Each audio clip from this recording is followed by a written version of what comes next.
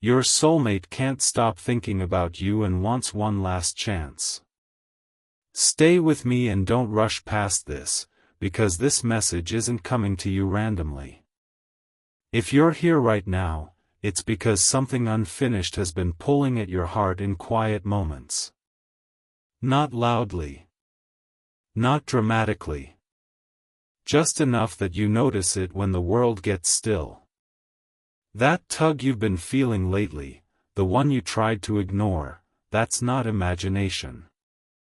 It's recognition. Your soulmate hasn't moved on the way they pretended to. They haven't forgotten the way you made them feel, even though they tried to convince themselves they could. You come back to them in flashes. In ordinary moments. In the middle of the night when nothing is distracting them. And every time they think they've finally put it behind them, your presence resurfaces in a way they can't explain away. They think about the version of themselves they were with you. How they felt more honest. More seen. Less guarded. That version doesn't show up easily with anyone else. They've tried. They've distracted themselves. They've stayed busy. But none of it replaced what they lost when they walked away from you. And that's where the regret started to grow. At first, it was subtle. A passing thought. A comparison they didn't mean to make. A moment of silence that felt heavier than it should have. They told themselves it was normal. That everyone feels nostalgic sometimes. That it didn't mean anything. But it kept happening. They replay conversations now, not to analyze what you said, but to understand what they didn't say. What they held back. What they avoided. What they assumed they'd have more time to figure out. They see now how many chances they had to show up differently, and how often they chose comfort over courage. That realization didn't come easily. Your soulmate didn't wake up one day suddenly enlightened. This awareness came slowly, painfully, through absence.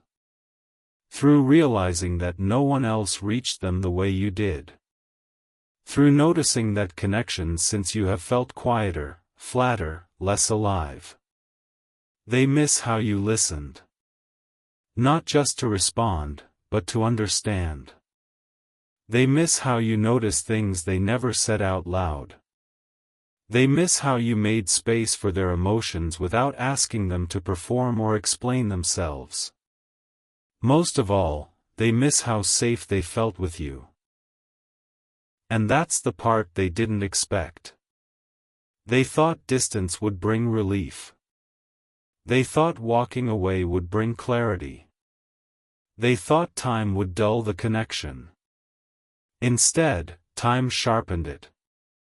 Because without you there to soften their edges, they were forced to sit with themselves. And what they found wasn't peace. They found avoidance. Fear. Patterns they didn't want to face before. They realized that the reasons they gave for pulling away weren't the full truth. They weren't too busy. They weren't unsure of you. They weren't confused about their feelings. They were afraid of what loving you fully would require.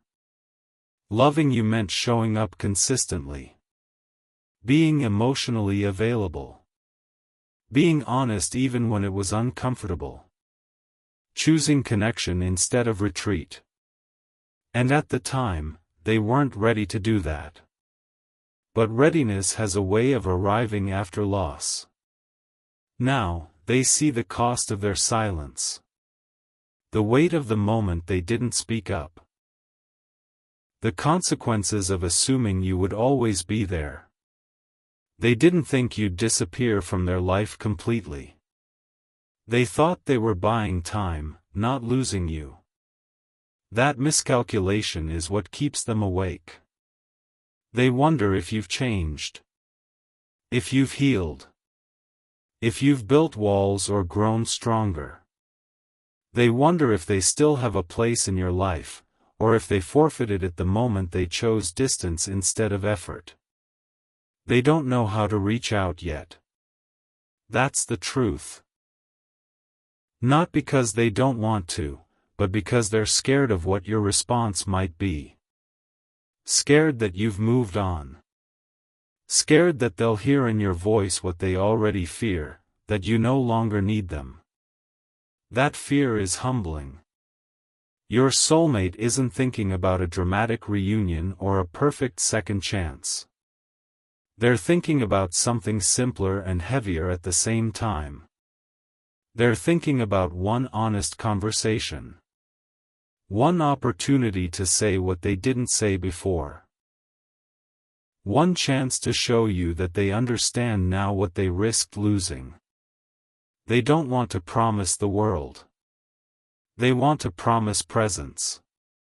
They've realized that love doesn't need grand gestures. It needs follow-through. It needs consistency. It needs accountability. And they know that if they're given one last chance, it can't look like the past. They know words won't be enough. They've watched you and their mind grow stronger without them. They imagine you setting boundaries, choosing peace, no longer waiting.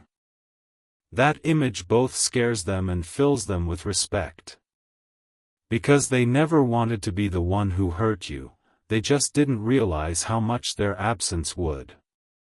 They regret assuming you understood their silence. They regret thinking you'd interpret distance as temporary instead of painful. They regret not realizing that every time they didn't choose you clearly, it asked you to choose yourself instead. And now you have. That's what makes this moment delicate. Because this one last chance they want isn't something they're entitled to. They know that. It's something they would have to earn, not through apologies alone, but through change. They've been asking themselves hard questions lately. Why did I pull away when things got real? Why did I avoid commitment when I felt something genuine? Why did I let fear dictate my actions? Those questions don't have easy answers. But the fact that they're asking them now means something has shifted. They don't want to repeat the same patterns. They don't want to lose you again. And they don't want to reach out unless they're ready to show up differently. That's why there's been silence, not because they don't care, but because they're trying to decide if they can finally be the person you needed them to be. You, on the other hand, are standing in a different place now. You're not waiting the way you once did. You're not hoping blindly. You've learned what it feels like to choose yourself. You've learned what peace costs, and what it's worth. And because of that, you're not easily pulled by nostalgia alone. If they come back into your life, it won't be because you need them. It will be because they meet you where you are now. And that's the truth they're slowly realizing. They don't want to disrupt your healing. They don't want to reopen wounds without purpose. They want to approach you with humility, not expectation. With honesty, not excuses. With clarity, not confusion. This last chance they're thinking about isn't about resetting the past. It's about starting from truth. They know they can't ask you to forget how they made you feel. They can only ask you to see who they are now. And they're aware that you may say no. That you may choose to protect your peace instead of revisiting something that once hurt you. They're preparing themselves for that possibility. But the feeling hasn't left them. The connection hasn't faded. And the regret hasn't softened. It's matured into something quieter and more sincere. They want you to know that you mattered. That you still matter. That losing you wasn't a lesson they wanted, but it's one they needed. Whether or not you give them that chance isn't the point of this moment. The point is that you are no longer invisible. You were never replaceable. And the love you offered left a mark deep enough that even distance couldn't erase it. Whatever you choose next, you choose from strength now, not longing. And that changes everything. Stay with me a little longer, because what comes next isn't about whether they reach out or what they say when they do. It's about what happens inside you when you realize that someone wanting you back doesn't automatically mean you should let them in again. This is where the story shifts from their regret to your clarity. Your soulmate wanting one last chance doesn't arrive as a rush of relief for you the way it once might have. Instead, it lands softly, almost cautiously, because you are not the same person you were when they first walked away. Back then, hope lived at the front of your heart. You were ready to explain, to forgive, to wait. Now, hope sits beside wisdom instead of leading it. You don't feel the urge to run toward them anymore. You feel the urge to pause. That pause is important. You remember how it felt to be unsure. How it felt to read between the lines instead of being spoken to clearly. How it felt to give understanding while quietly starving for reassurance. You remember the nights you replayed conversations, wondering if you had asked for too much or said something the wrong way. You remember how your chest felt tight in moments that should have felt safe. Those memories don't flood you with pain anymore, but they do ground you. You see now that wanting someone and being ready for them are not the same thing. You also see that regret often shows up after loss, not always after growth. That distinction matters more than you ever realized before. Your soulmate is thinking about change, yes. But you are thinking about patterns. You're asking yourself questions you never asked before. Not, do they love me, but, can they show up consistently? Not, have they missed me, but, have they done the work? Not, what if this time is different, but, what would I need to feel safe again? Those questions aren't walls. They're filters. You're not trying to punish them for the past. You're trying to protect the version of yourself you fought hard to become.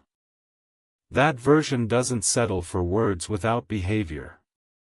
That version doesn't reopen doors just because someone knocks with emotion in their voice. And yet, your heart isn't closed. You still feel the connection. You still recognize the depth of what you shared.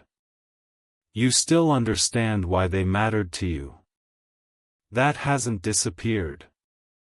But now it exists alongside discernment, not desperation. That's new. If they were to reach out, you imagine how it might feel. Not in a romantic way, but in a realistic one. Would your body tense or relax? Would your first instinct be to explain yourself or to listen? Would you feel calm or immediately unsettled? You trust those imagined responses more than you trust nostalgia. You also understand something now that you didn't before: love that comes back must come back differently to survive. It can't pick up where it left off. It can't rely on chemistry alone. It can't ignore the damage caused by inconsistency. If there is a last chance, it must be built on truth, not longing. Your soulmate knows this too, even if they haven't put it into words yet. They know they can't approach you the same way they did before. They sense that you won't accept half-answers or emotional breadcrumbs. That awareness makes them nervous, but it also makes them serious. Still, seriousness doesn't equal readiness. And that's where you stay grounded. You don't rush to meet their realization with immediate forgiveness. You allow space for observation. You allow time to show you whether this desire for a second chance is rooted in growth or in fear of loss. Because fear-driven returns often repeat old cycles. You've learned that now. You remember how it felt when they said they weren't ready, or needed space, or didn't know what they wanted. You remember how you tried to be patient, believing love meant waiting quietly. You won't do that again. This time, if someone wants to be in your life, they meet you in clarity. You don't need them to prove anything dramatically. You don't need grand gestures. You need consistency. Follow through. Emotional presence that doesn't disappear when things get uncomfortable. You need someone who chooses you even when it's inconvenient.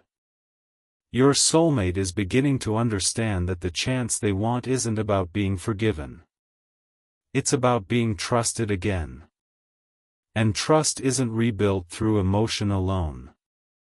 It's rebuilt through time, behavior, and humility. They're aware that you might say no. And strangely, that awareness is part of what makes this different. Before, they assumed you would stay. They assumed you would wait. They assumed your love was unconditional in a way that didn't require them to change. Now they know better. Now they know your absence taught them something your presence couldn't. It taught them what it feels like to lose someone who loved them deeply. But you're not responsible for teaching that lesson again. You're responsible for honoring yourself. There's a calm power in that realization. You don't feel rushed by their regret. You don't feel flattered in a way that clouds your judgment. You feel steady. Curious, maybe. Open, but cautious.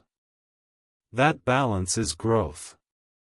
You also begin to see that even if they do come back with sincerity, you're allowed to take your time. You're allowed to ask questions. You're allowed to watch how they show up over weeks, not days. You're allowed to change your mind. You don't owe anyone immediate access to your heart. That understanding feels liberating. You're no longer afraid of losing them again, because you know you survived losing them once. You're no longer afraid of being alone, because you discovered your own strength in the silence they left behind. If they come back, it's not to fill a void. It's to join a life that already feels whole. And that shifts the dynamic completely. You don't chase reassurance anymore. You receive it, or you walk away. You don't over-explain your boundaries. You state them. You don't shrink to make space for someone else's uncertainty. You stand where you are. Your soulmate wanting one last chance doesn't put you back in the past. It meets you in the present. And the present version of you is grounded, aware, and deeply protective of your peace. You're not closed off to reconciliation. You're open to reality. And reality is this: love can come back, but it must come back better. Kinder. Clearer. More accountable. Otherwise, it's not a second chance. It's a repetition. You know the difference now. Whatever happens next, whether they reach out or stay silent, you don't feel powerless. You don't feel stuck. You don't feel like your future depends on their decision. Your future depends on yours. And that's the quiet truth that holds you steady as you wait, not in longing, but in self-respect. Stay with me here, because this part isn't about what they do next. It's about the moment you fully realize how much you've changed, and how that change quietly rewrites the entire dynamic between you and them, whether they come back or not. There was a time when the idea of your soulmate wanting one last chance would have shaken you. Your heart would have raced. Your thoughts would have scattered in 100 directions at once. You would have wondered what to say, how to respond, how not to mess it up. Back then, their desire would have felt like proof. Proof that you mattered. Proof that the connection was real. Now, it feels different.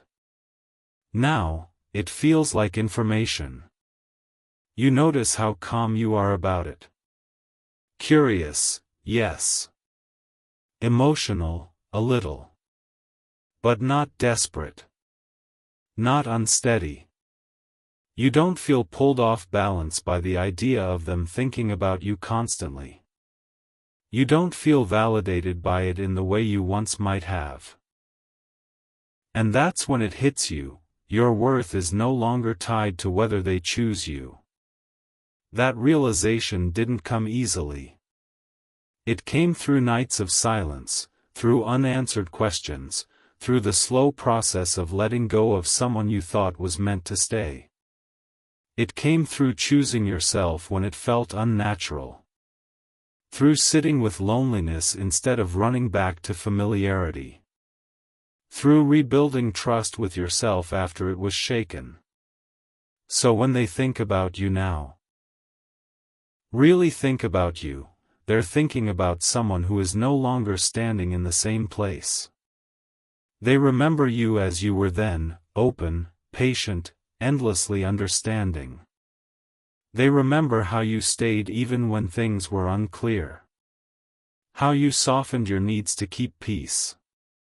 How you loved them without conditions while quietly hoping they'd meet you there someday. But that version of you doesn't exist anymore. And that's the part they don't fully grasp yet. If they were to come back now, they wouldn't find someone waiting. They'd find someone grounded. Someone who listens carefully not just to words, but to energy.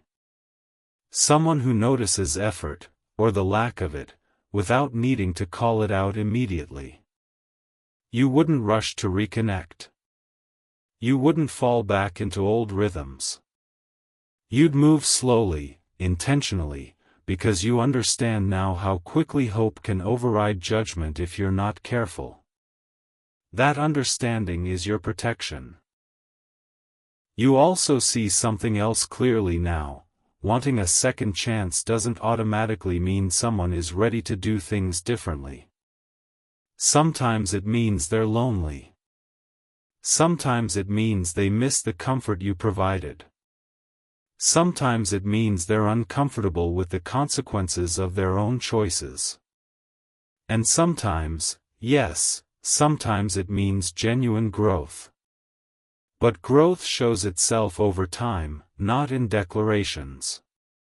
You're no longer impressed by emotional urgency. You don't confuse intensity with intention. You know that real change is quiet. It's consistent. It's visible in behavior when no one is watching. Your soulmate may be feeling everything right now. Regret. Longing. Awareness. Fear.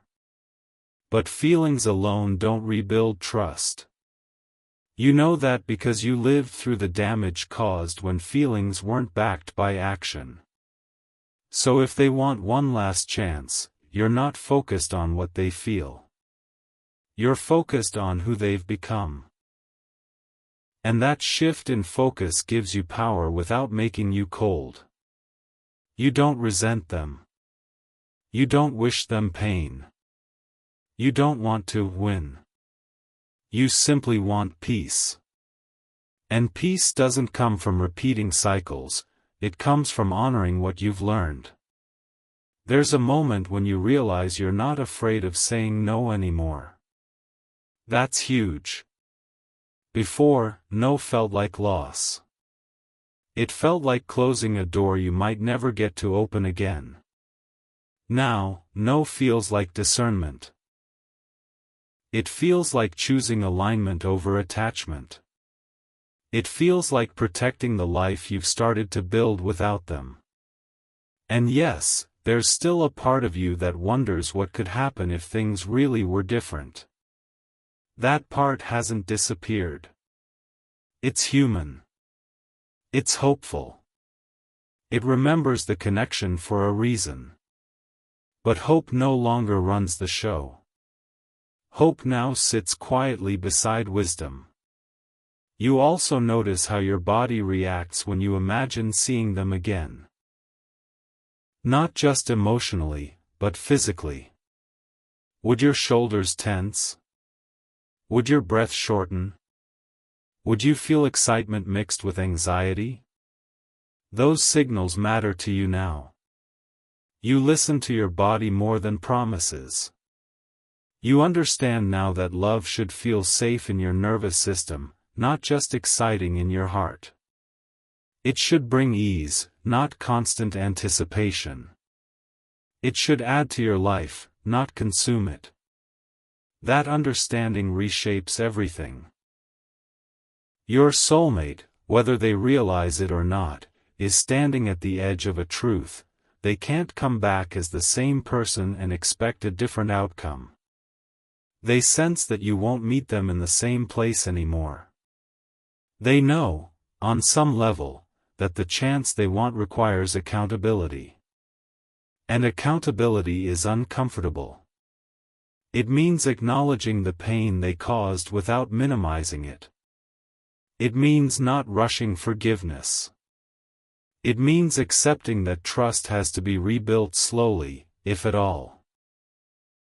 It means respecting your boundaries even if those boundaries create distance. They don't know yet if they're ready for that. You do know this: you won't abandon yourself again to make it easier for someone else. That's the line you won't cross. You've learned that loving someone doesn't mean carrying the relationship alone. It doesn't mean staying quiet to avoid conflict. It doesn't mean sacrificing your emotional safety for closeness. Real love requires mutual courage. And courage isn't proven by wanting another chance. It's proven by showing up differently when given one. You're not closed to reconciliation. You're open to reality. You're open to growth. You're open to seeing who they are now, not who they promised to be. And if they can't meet you there, you'll walk away without self-betrayal. That's the difference between then and now. Before, walking away felt like failure. Now, it feels like integrity. You don't need closure in the form of a reunion. You don't need validation in the form of regret. You don't need to be chosen to feel complete. If they come back, it will be because they choose you with clarity. And if they don't, you will still choose yourself without hesitation. Either way, you don't lose. That's the quiet power you carry now. You're no longer waiting for someone to realize your value. You know it. You live it. You protect it. And because of that, the love you allow into your life from here on out will look very different. It will feel steady. It will feel mutual. It will feel safe. Whether that love comes from them or someone entirely new is not the question anymore. The question is whether it meets you where you are. And you won't settle for anything less. Stay with me here, because this is the part where everything becomes very quiet inside you, and that quiet is not emptiness. It's strength settling in. This is the stage where you no longer feel pulled forward by hope or pulled backward by fear. You are standing in the present, grounded in who you are now, and that changes how you see their desire for one last chance. You start to realize something important. If they came back today exactly as they are, you wouldn't rush toward them the way you once would have. That thought doesn't make you sad. It surprises you. It shows you how much has shifted inside you without you even noticing. Before, the idea of them wanting another chance would have felt like a lifeline. Like proof that the love wasn't imagined. Like confirmation that waiting hadn't been foolish. You would have immediately started rearranging your heart to make room again. You would have minimized the past to protect the future. But now, you don't need to rewrite history to feel okay. You remember the version of yourself who stayed awake late at night wondering what they were thinking. Who checked messages too often. Who tried to sound calm while feeling deeply uncertain. Who explained away hurt because you believed understanding was the highest form of love. That version of you loved deeply, but also suffered quietly. You honor that version now, instead of abandoning them. Because you finally see that love shouldn't require you to constantly regulate someone else's comfort at the expense of your own emotional safety. Love shouldn't live in almosts, maybes, and not right now. Love shouldn't feel like something you're always one step away from receiving. That realization didn't come all at once. It came through distance. Through silence.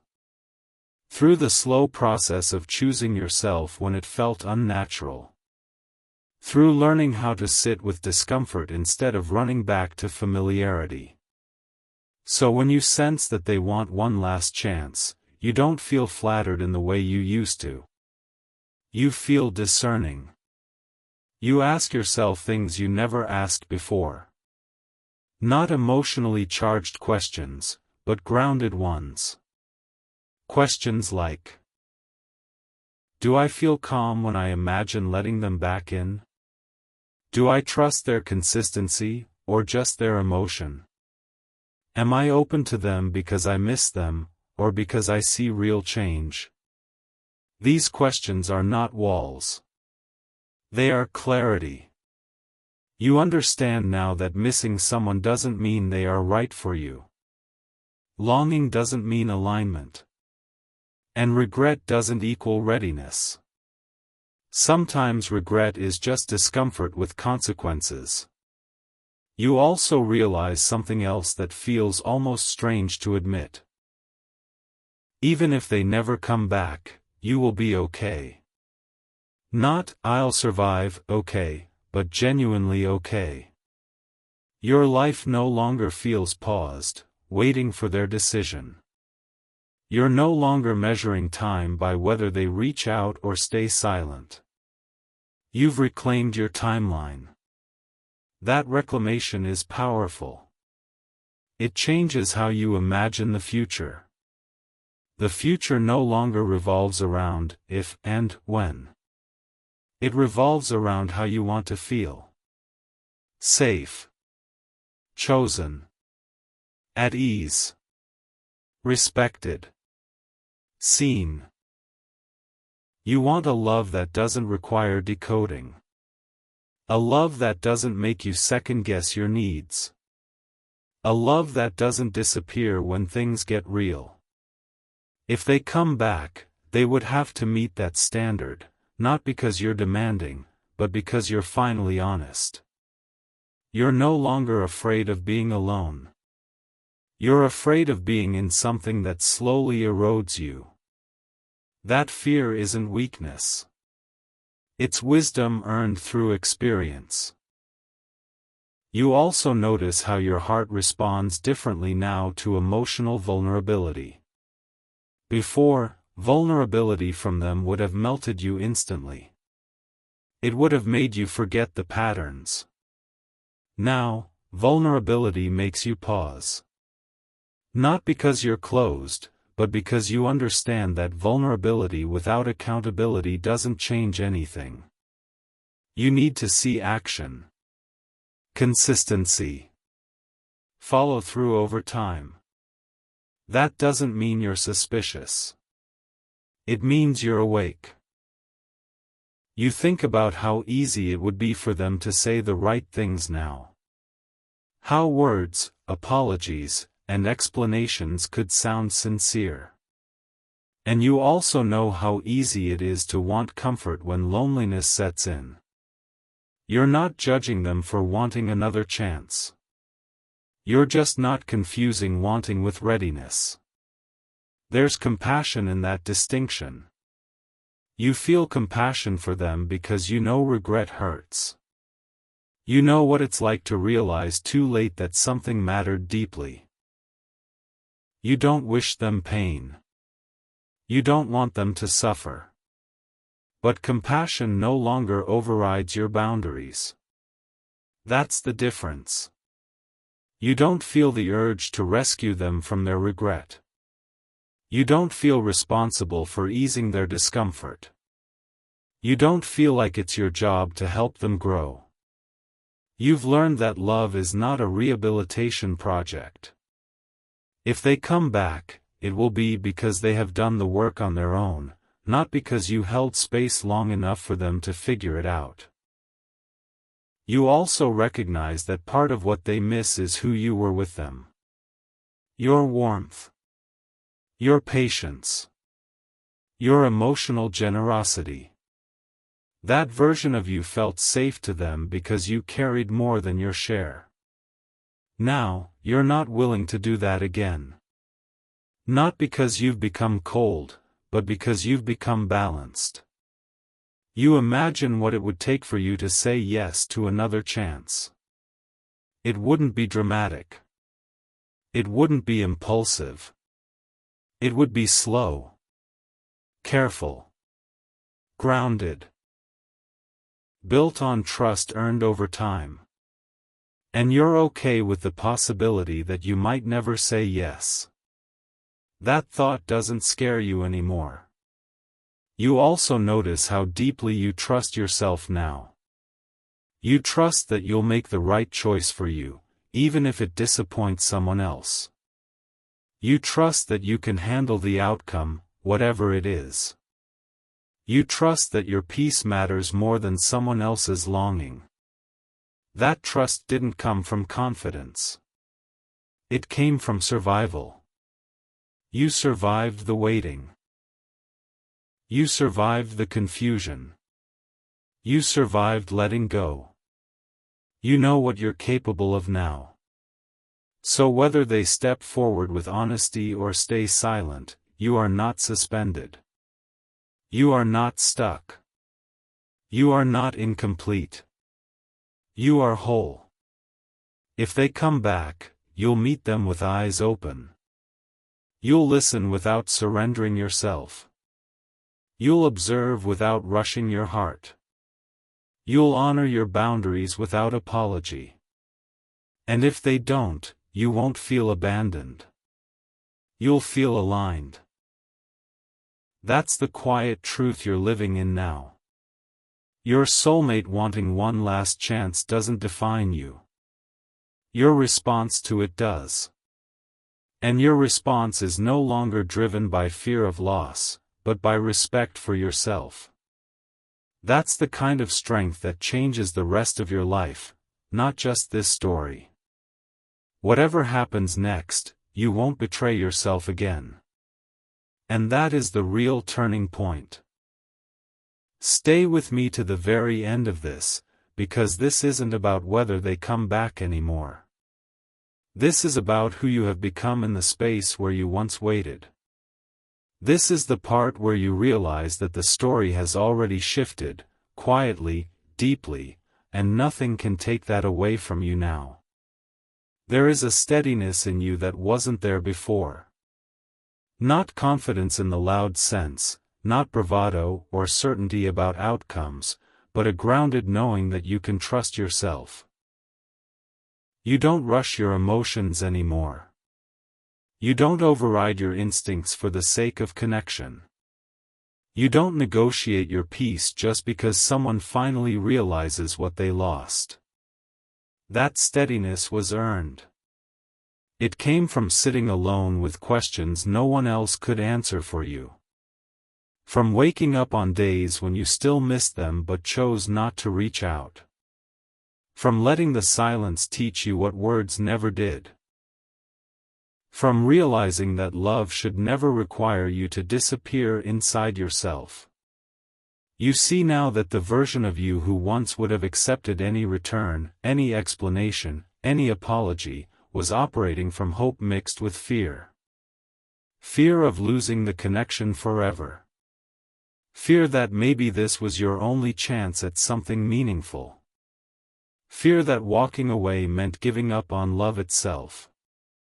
But you didn't give up on love. You gave up on abandoning yourself.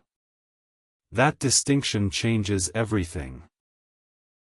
You understand now that wanting someone back doesn't automatically mean they are meant to come back. Desire can exist without alignment. Regret can exist without growth. Missing you can exist without the ability to love you well. You hold all of that with compassion, not judgment. If they are thinking about you constantly, it makes sense. You were not forgettable. You offered depth, presence, and emotional safety. You showed up with sincerity in a world where many people hide. That kind of connection leaves a mark. It lingers. It teaches. It haunts people who weren't ready to receive it. But you don't confuse that mark with destiny anymore. You're no longer attached to being the lesson that finally wakes someone up. You're no longer invested in being the person they grow into loving properly after they lose you. You understand now that your role is not to wait at the finish line of someone else's growth. Your role is to live your life fully. There's a quiet strength in how you hold memories now. You don't erase them. You don't romanticize them either. You let them be what they are, chapters that mattered, even if they didn't lead where you thought they would. You've stopped asking, "What if they're different now?" as the first question. Now you ask, "What would it cost me to try again?" That question isn't pessimistic. It's honest. You know how much it cost you last time. You know how many nights you spent emotionally reaching while they stayed distant. You know how often you made excuses for behavior that didn't feel right in your body. You know how long it took to rebuild yourself after letting go. And you respect that cost. Respecting that cost doesn't mean you are closed to love. It means you value yourself enough not to gamble with your well-being. You don't need guarantees. You need evidence. You need consistency. You need emotional availability that doesn't fade when things get uncomfortable. You've learned that love is not proven by longing, it's proven by presence. If they come back, they will meet a version of you that does not rush intimacy. A version that observes. A version that listens not just to what is said, but to what is done repeatedly over time. A version that does not offer unlimited access to their heart simply because someone wants it. That doesn't make you cruel. It makes you clear. You no longer measure love by intensity or chemistry alone. You measure it by how your nervous system feels. By whether you feel calm or anxious. By whether you feel safe to speak or afraid to ask. By whether your life expands or contracts in someone's presence. Those measures guide you now. You also recognize something deeply important: even if they have changed, even if they are sincere, even if they want to do things right this time, you are still allowed to say no. That realization doesn't come with guilt anymore. You understand that forgiveness does not require access. Understanding does not require reconciliation. Compassion does not require you to reopen a door that once hurt you. You are allowed to honor your growth. You are allowed to protect your peace. You are allowed to choose differently, even if the story could be rewritten in a more hopeful way. You don't need a dramatic ending. You don't need closure in the form of reunion. You don't need proof that you mattered. You already know you did. What you needed was self-trust. And you have it now. You trust yourself to walk away if something feels wrong. You trust yourself to stay only where you feel seen. You trust yourself not to confuse potential with reality. That trust is the real gift of everything you've been through. You no longer feel incomplete without them. You no longer feel like something is missing. What once felt like a void has been filled with self-awareness, boundaries, and a deep sense of internal alignment. You feel whole. And because you feel whole, love, real love, will meet you differently from here on out. It won't ask you to wait in uncertainty. It won't ask you to downplay your needs. It won't ask you to accept confusion as normal. It will feel steady. It will feel mutual. It will feel safe. Whether that love ever comes from them again is no longer the central question of your life. The central truth is this: you didn't lose someone who couldn't choose you. You gained yourself, the version of you who knows what love should feel like and refuses to settle for less. And that version of you is not going anywhere. If they come back, they will meet you standing firmly in your truth. If they don't, you will continue walking forward without regret. Either way, you are no longer waiting to be chosen. You are choosing. And that choice, quiet, steady, and deeply human, is the beginning of the most honest chapter of your life.